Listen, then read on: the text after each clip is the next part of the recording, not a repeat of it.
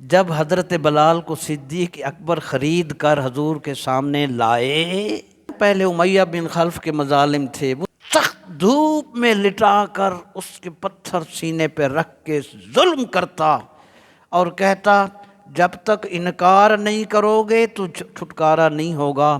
تو وہ اس تکلیف میں اپنے رب کو احد احد کا نام ان کی زبان پر ہوتا۔ بعض مرتبہ امتی کو اتنی اعلیٰ نیکی کرتا ہے، پیغمبر کی خوشی کی انتہا۔ جب سامنے لے کر آئے سرکار صلی اللہ علیہ وسلم نے صدیق اکبر رضی اللہ عنہ سے فرمایا، ابو بکر، بلال کی خریداری میں جس قدر تم نے مال خرچ کیا، اس میں آدھی قیمت ہم سے لے لو، آدھی قیمت مجھ محمد سے لے لو، تاکہ اس نیکی میں مجھے بھی شامل کر لو۔